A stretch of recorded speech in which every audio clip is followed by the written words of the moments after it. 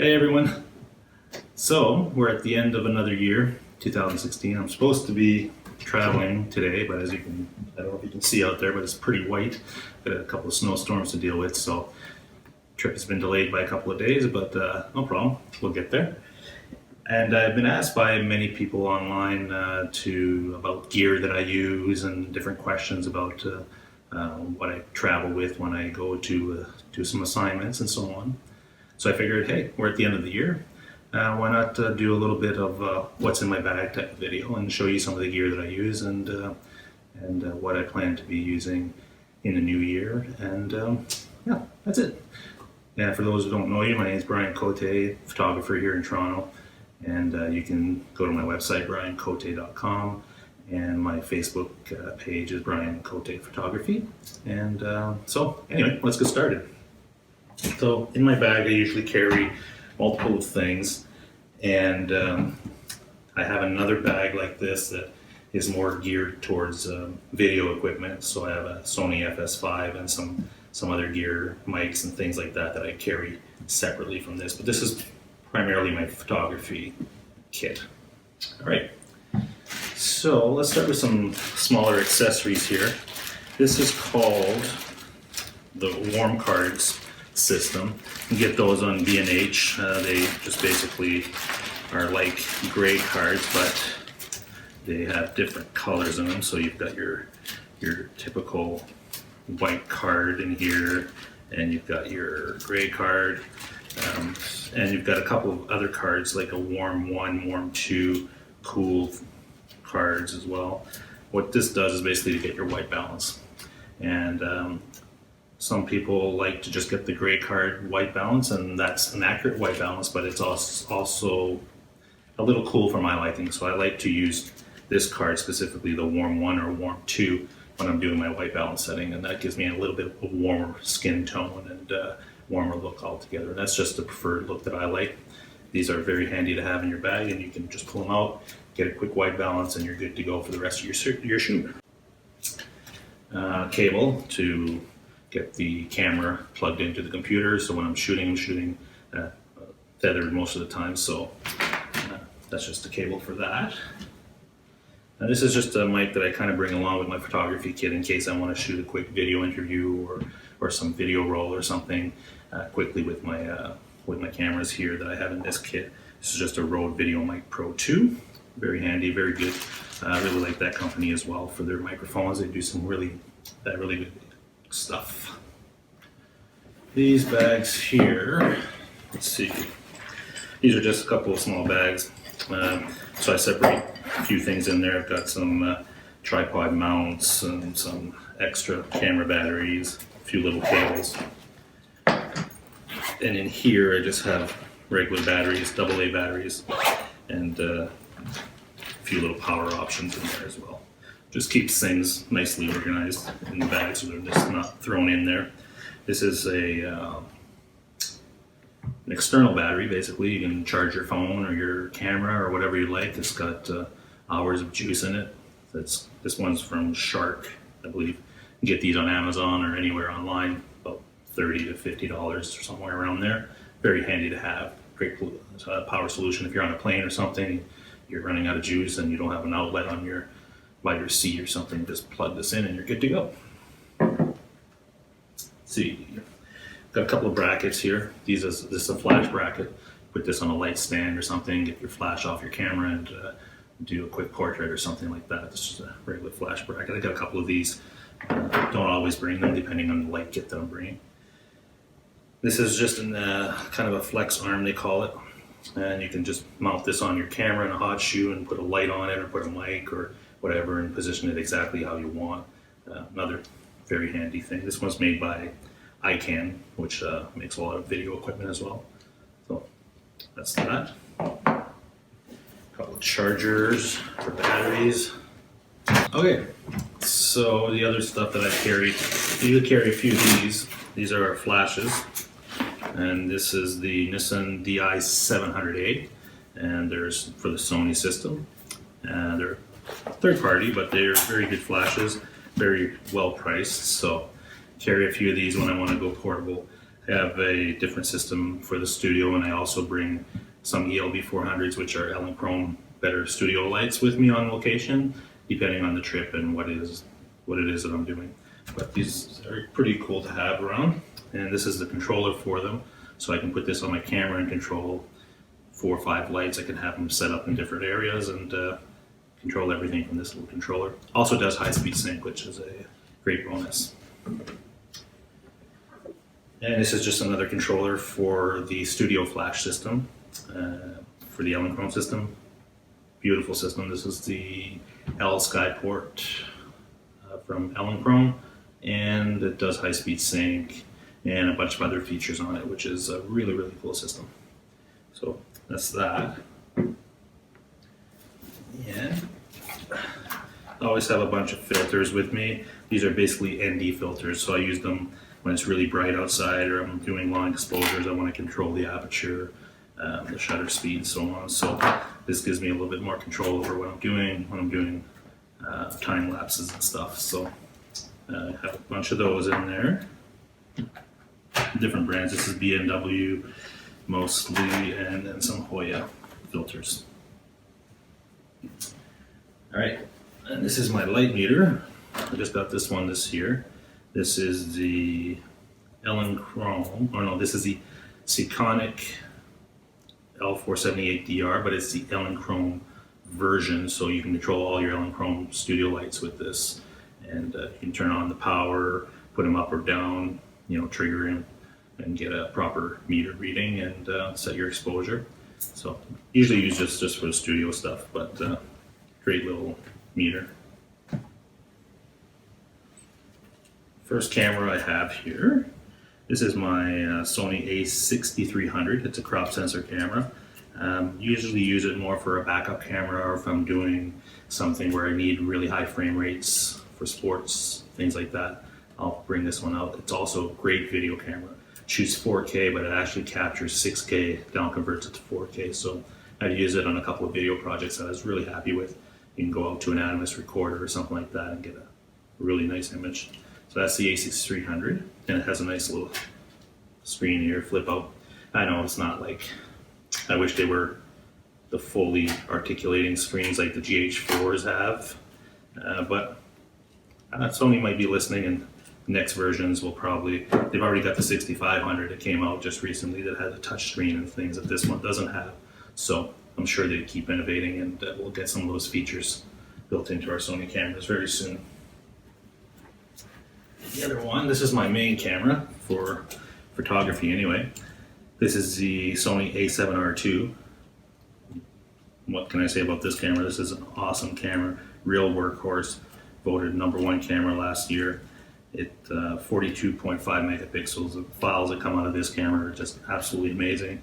The dynamic range you get from the shadows to the highlights, everything is just really, really cool. Really good camera. And it's my workhorse. I use it all the time. So that's the a7R II. And it's not very big. Like, you look at both cameras here, it's a little bigger than this a6300, but definitely not huge. But people say they go to this system because it's smaller. Well, I'll show you some of the lenses I use, and it's not really the case once you start putting bigger lenses on them. But still, very nice system, and a lot smaller than Canon or Nikon DSLR or something like that, where just the body is a lot bigger than this. But anyway, very cool camera.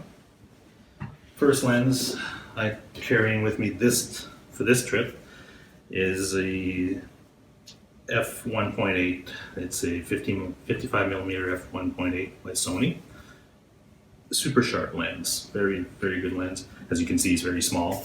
It's tiny, but creates awesome images. Great to put on any one of these cameras. If you put it on the a6300, it's a crop sensor, so it acts more like a 70mm lens, or around that area anyway.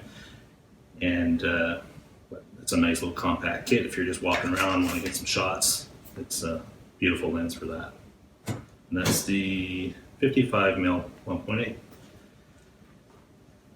The next lens in the kit is my wide angle, and I absolutely love this lens. This lens has been, I can't even say enough good things about this lens. This is the 16-35 f4 Sony lens, and it is super sharp. It is amazing for landscapes. I've done so many even portrait shots, like environmental portraits with people, automobiles, motorcycles, things like that. And this lens always comes with me, no matter what kit I'm using, whether it's video or photography. I always have this lens with me. Again, very nice. Not all that big when you can, this is the 55 and 16 to 35, so it's a little bigger, but not that much. And it's got a little bit of an extension when you zoom in, zoom out. So yeah, that's a 16 to 35. And that's an f4. So it's nice and light. Then we get this big guy. This is the 24 to 70, and this is the G Master series lens from Sony. This is an f2.8, and the 24 to 70 range has been, everybody knows this. This is kind of, you need this type of lens in your kit. It's a do-it-all workhorse, anywhere from 24 mil to 70 mil, so covers a large range of everyday things that you would need as far as focal ranges.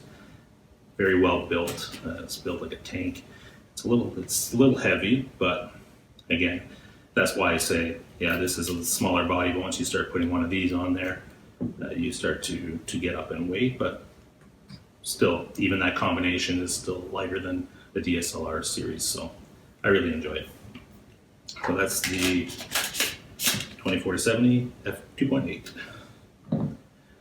Now, this is my absolutely favorite lens of all.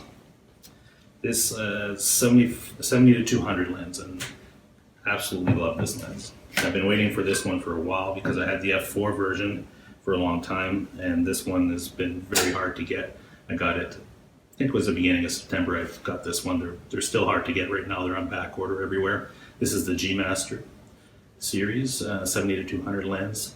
It's an f2.8, and it's absolutely amazing. I use it all the time now. For even my portrait stuff, I use this lens for all my portrait stuff. I used to use a 90mm macro, which was absolutely amazing and sharp as well, but still I prefer to have this lens, and I kind of go to, the 135 range to 200 range when I'm doing portraits, and it's absolutely beautiful.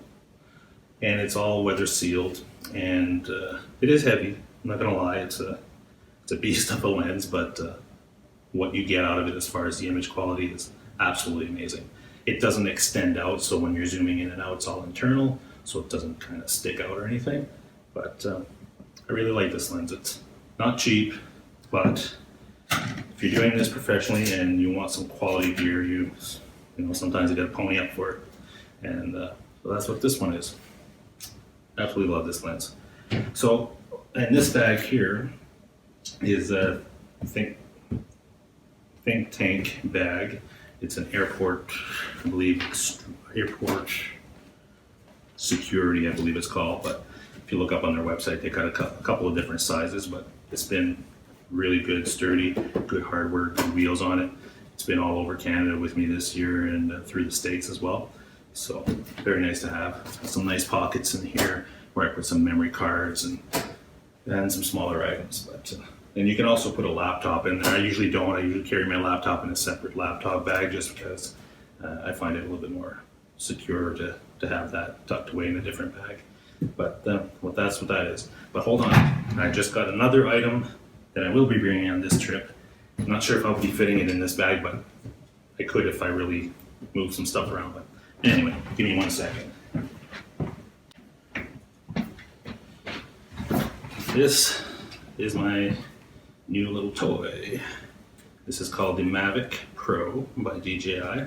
As you can see, very small. I don't have the battery in there right now. It's actually charging. And it's got the little camera there. And I love this, really love this kit. It's an awesome little device. The arms actually fold in like this. You just fold everything in like so.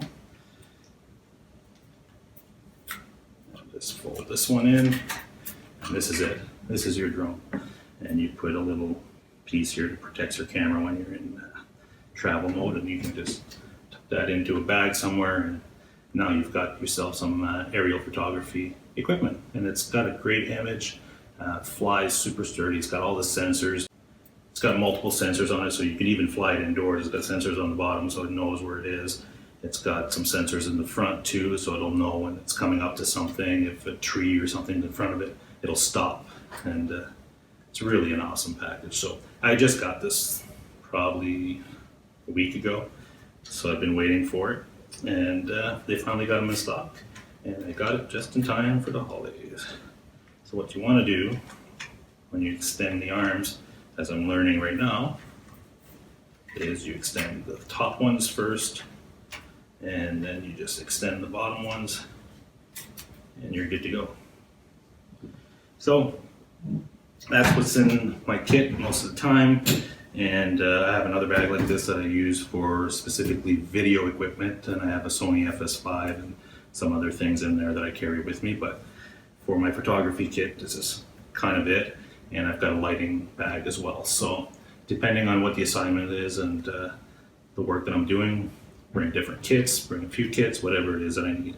So anyway, thanks for joining me on this one. It's the end of the year. Hopefully I get on my trip here in the next day or so when all these snowstorms on the East Coast kind of go away a little bit and let me get to my destination.